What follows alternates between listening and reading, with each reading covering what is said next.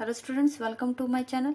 आज हम class 10 NCERT से साइंस का chapter 1 chemical reactions and equation का एक्सरसाइज क्वेश्चन नंबर 7 करेंगे। Write the chemical equations for the following reactions. तो क्वेश्चन में केमिकल रिएक्शन दिया हुआ है, हमें उसको इक्वेशन में कन्वर्ट करना है। दैट मीन्स क्या करना है, फॉर्मूला के फॉर्म में लिखना है एंड देन बैलेंस करना है।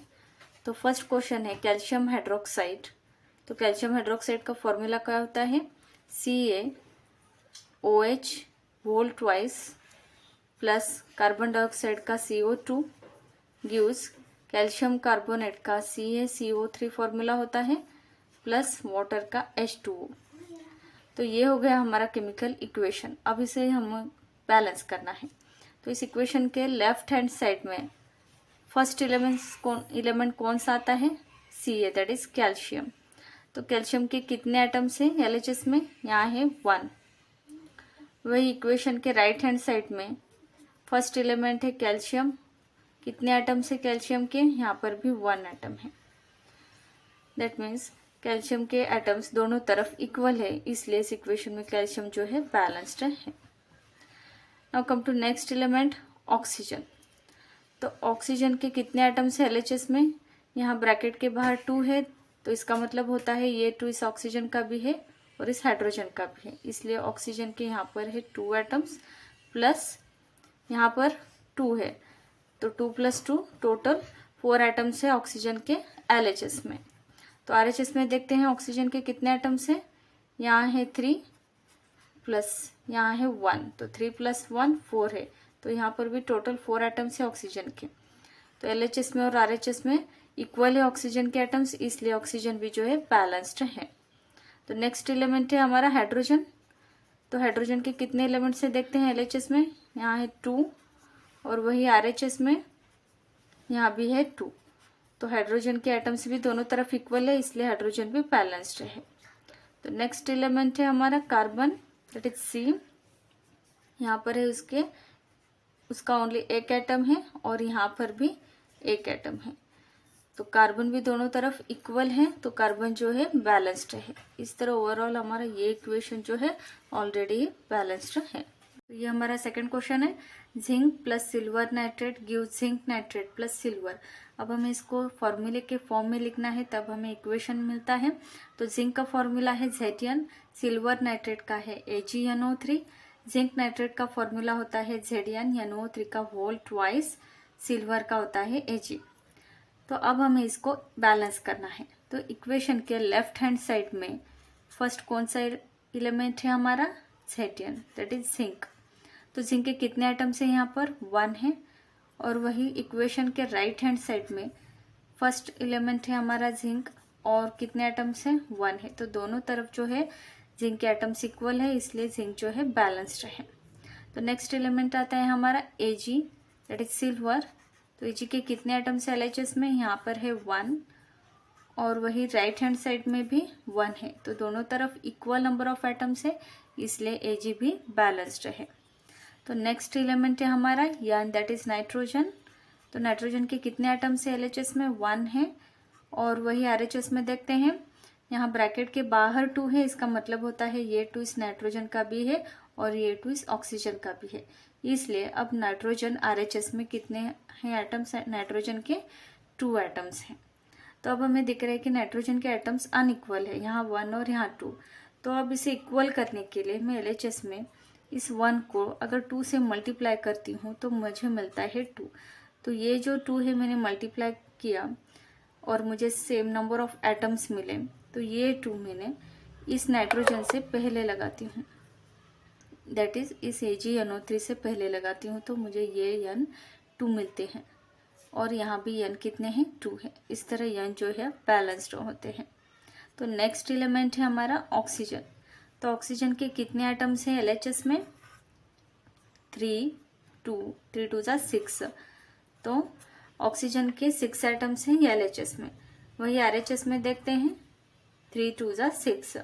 तो ऑक्सीजन के एटम्स RHS में 6 है, दोनों तरफ इक्वल है, तो ऑक्सीजन भी बैलेंस्ड है। फिर से चेक करते हैं क्योंकि N और ऑक्सीजन बैलेंस करते करते जिंक और Ag अनबैलेंस्ड हो गए हैं। तो यहाँ पर LHS में 1 है और यहाँ पर भी 1 है, तो तो जिंक अभी भी बैलेंस्ड है।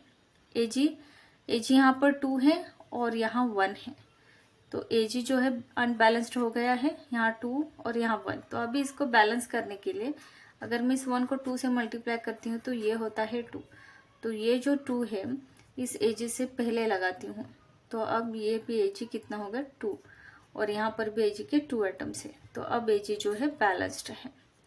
और N 2 है दोनों तरफ, यहाँ पर 2 है और ऑक्सीजन भी बैलेंस्ड है ऑलरेडी। तो इस तरह ये इक्वेशन अब हमारा बैलेंस्ड हो गया है। तो नेक्स्ट क्वेश्चन है हमारा aluminium plus copper chloride gives aluminium chloride plus copper. तो अब हमें इसको फॉर्मूला के फॉर्म में लिखना है। एल्यूमिनियम का फॉर्मूला होता है Al प्लस कॉपर क्लोराइड का है CuCl2 गिव्स एल्यूमिनियम क्लोराइड का है AlCl3 प्लस कॉपर का होता है Cu। तो अब हमें इसको बैलेंस करना है। तो इक्वेशन के लेफ्ट हैंड साइड में फर्स्ट एलिमेंट है हमारा Al दैट इज एल्यूमिनियम। तो एल्यूमिनियम के कितने एटम्स हैं LHS में 1 है, और इक्वेशन के राइट हैंड साइड में एल्यूमिनियम के कितने एटम्स हैं 1 है। तो दोनों तरफ जो है इक्वल एटम्स है, इसलिए एल्यूमिनियम जो है बैलेंस्ड है। नेक्स्ट एलिमेंट है हमारा Cu दैट इज कॉपर। कितने एटम्स हैं 1 है LHS में, और वही RHS में भी 1 है, तो कॉपर भी बैलेंस्ड है क्योंकि दोनों तरफ इक्वल एटम्स हैं।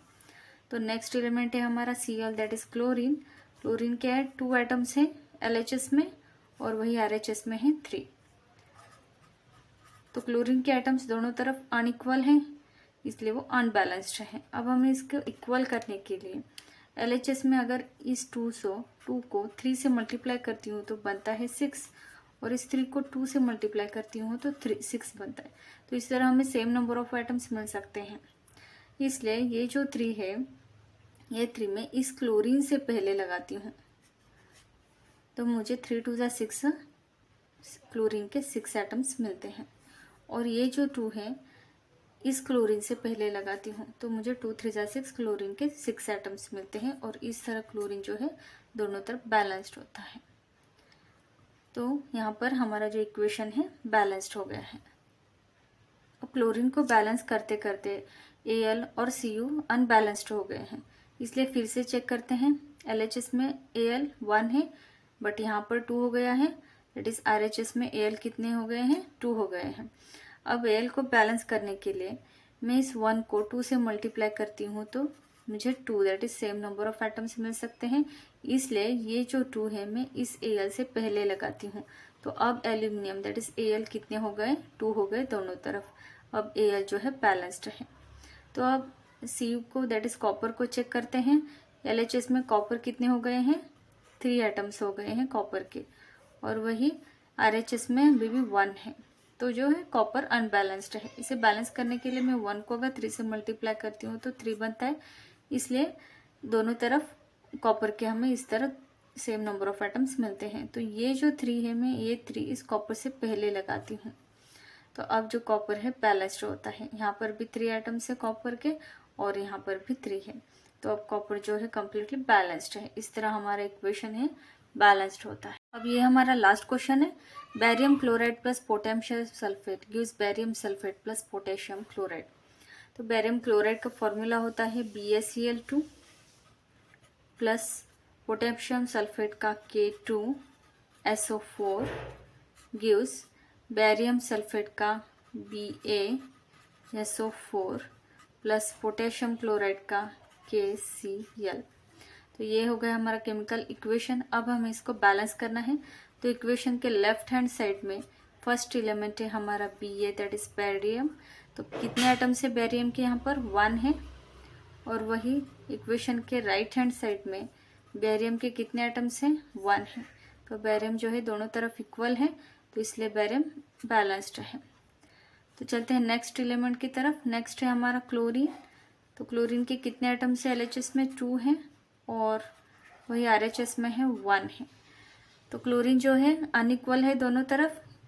अब इसको इक्वल करने के लिए मैं RHS में 1 को 2 से मल्टीप्लाई करती हूँ, तो मुझे मिलता है 2। तो इसलिए ये जो 2 है मैंने मल्टीप्लाई किया है, वो 2 इस Cl से पहले दैट इज इस KCl से पहले लगाती हूँ, तो ये Cl अब 2 हो गया, और यहाँ पर भी Cl 2 है। तो अब दोनों तरफ Cl के एटम्स इक्वल हो गए हैं, इसलिए Cl जो है बैलेंस्ड है। तो नेक्स्ट एलिमेंट है हमारा K, दैट इज पोटेशियम। तो पोटेशियम के कितने एटम्स है LHS में? 2 हैं, और वही RHS में भी 2 हैं। तो K के एटम्स दोनों तरफ इक्वल है, इसलिए बैलेंस्ड है K। तो नेक्स्ट एलिमेंट है हमारा यस, दैट इज सल्फर। तो सल्फर के एटम्स है 1 LHS में, वही RHS में भी सेम है 1, तो सल्फर बैलेंस्ड है। तो लास्ट एलिमेंट है हमारा ऑक्सीजन, दैट इज O। कितने एटम्स है? 4 एटम्स है LHS में, और वही RHS में भी 4 है। तो दोनों तरफ ऑक्सीजन के एटम जो है इक्वल है, इसलिए ऑक्सीजन भी जो है बैलेंस्ड है। तो इसलिए अब ये हमारा ओवरऑल इक्वेशन जो है बैलेंस्ड होता है।